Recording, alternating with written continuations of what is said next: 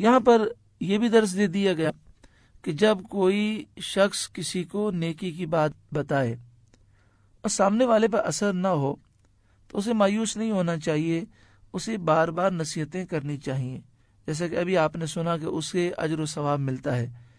لیکن ساتھ میں یہ بھی سمجھ لینا چاہیے کہ ہمیں نہیں معلوم کہ اس کی قسمت میں ہدایت ہے یا نہیں ہے، اس لیے ہم 4 مرتبہ نصیحت کر کے یہ نہ کہہ دیں بھائی اس کے نصیب میں تو ہدایت ہی نہیں ہے، یہ نہیں کہنا چاہیے۔ نبی کریم صلی اللہ علیہ وآلہ وسلم تو اللہ کی عطا سے جانتے تھے کہ فلاں شخص کے نصیب میں ہدایت نہیں، پھر بھی آپ بار بار اسے نصیحت فرماتے، اور نصیحت کے انداز میں کسی قسم کی پریشانی نہ ہوتی، بلکہ آپ دل جمعی کے ساتھ اسے نصیحت فرماتے۔ ہمارے لیے درس ہے کہ ہمیں تو پتہ بھی نہیں، ہو سکتا ہے اگر کوئی شخص ابھی ہمارا مذاق اڑا رہا ہے تو ہو سکتا ہے بعد میں اسے بات سمجھ میں آ جائے، تو اس لیے کبھی یہ نہیں کہنا چاہیے کہ یار 4 مرتبہ سمجھا دیا، اس کے نصیب میں ہدایت ہی نہیں۔ ہمیں مایوس نہیں ہونا چاہیے اور ایسا جملہ ہمیں نہیں کہنا چاہیے۔ اور یہ بات بھی یاد رکھیں کہ نبی کریم صلی اللہ علیہ وآلہ وسلم کی ہدایت تو نور ہے، یہ کافر ہدایت پذیر نہ ہوئے تو ان کا اپنا قصور تھا۔ جیسے بارش تو برکت ہے، لیکن بنجر زمین پر بارش ہوتی ہے اور وہ زمین جو ایسی مردہ ہوتی ہے جو زندہ نہیں ہو سکتی اور وہاں کوئی فصل نہیں اگتی، تو اس میں بارش کا قصور نہیں بلکہ اس زمین کا قصور ہے۔ آگے اسی کا درس دیا گیا کہ ان کی جو زمینیں ہیں وہ خراب ہو گئی ہیں۔ ختم اللہ علی قلوبہم، اللہ نے ان کے دلوں پر مہر کر دی، وعلی سمعہم، اور ان کے کانوں پر مہر کر دی، وعلی ابصارہم غشاوہ، اور ان کی آنکھوں پر غشاوہ ہے، گھٹا ٹوپ ہے۔ غشاوہ کے معنی ہوتے ہیں ایسا پردہ کہ جس کے بعد آنکھوں میں ذرہ برابر بھی روشنی نہ جا سکے، یعنی ان کے دل مردہ ہو چکے، ان کے کان مردہ ہو چکے، ان کی آنکھیں مردہ ہو چکی ہیں، نہ یہ حق کو دیکھ سکتے ہیں، نہ حق سن سکتے ہیں، نہ ان کے دل حق کو سمجھ سکتے ہیں۔ وَلَهُمْ عَذَابٌ عَظِيمٌ، اور ان کے لیے بڑا عذاب ہے۔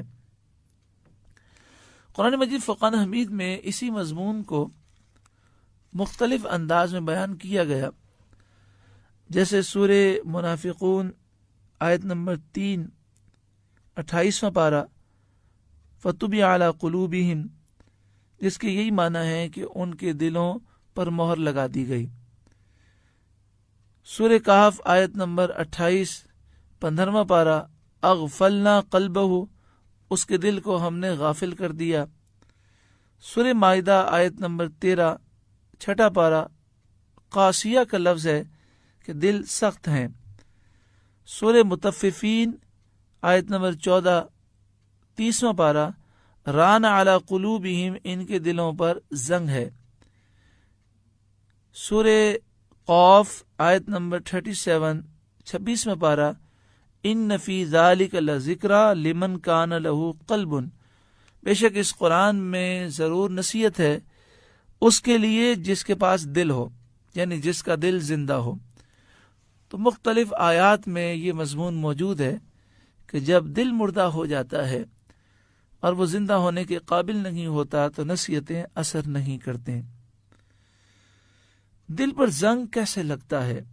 آپ نے دیکھا ہوگا بسا اوقات بعض لوگوں کے دل ایسے ہوتے ہیں کہ ماں روئے تب بھی کوئی اثر نہیں ہوتا، باپ فریاد کرے پھر بھی ان کے دل ہلتے نہیں ہیں، لوگوں کے جنازے دیکھتے ہیں پھر بھی توبہ نہیں کرتے، لوگوں کو جو غرور و تکبر کرنے والے ہوتے ہیں، گناہوں میں پڑے ہوئے ہوتے ہیں، ان کو برباد ہوتا ہوا دیکھتے ہیں پھر بھی ہدایت پذیر نہیں ہوتے۔ کیوں ایسا ہوتا ہے؟ حدیث پاک میں اس کی وضاحت کی گئی۔ سنن ابن ماجہ صفحہ نمبر 313، حضرت ابو ہریرہ رضی اللہ تعالیٰ عنہ سے روایت ہے، سرکار دو عالم صلی اللہ علیہ وآلہ وسلم نے ارشاد فرمایا کہ جب انسان گناہ کرتا ہے تو گناہ کی وجہ سے دل پر کالا نشان ہو جاتا ہے، اگر توبہ کرے اور گناہ سے باز آ جائے تو وہ دل صاف ہو جاتا ہے، اور مسلسل گناہ کرتے رہے تو کئی کالے نشان لگتے ہیں، یہاں تک کہ پورا دل کالا ہو جاتا ہے۔ یہی وہ زنگ ہے جس کا ذکر اللہ تعالیٰ نے فرمایا۔ پھر آپ نے یہ آیت کریمہ تلاوت فرمائی، کلا بل ران علی قلوبہم ما کانوا یکسبون، جو انہوں نے گناہ کیے ان گناہوں نے ان کے دلوں پر زنگ چڑھا دیا ہے۔ اگر ہم چاہتے ہیں ہمارے دل پاک ہو جائیں تو سچی پکی توبہ کر کے ایک پاکی زندگی کا آغاز کریں۔ الحمدللہ سورہ بقرہ پہلا رکوع مکمل ہوا۔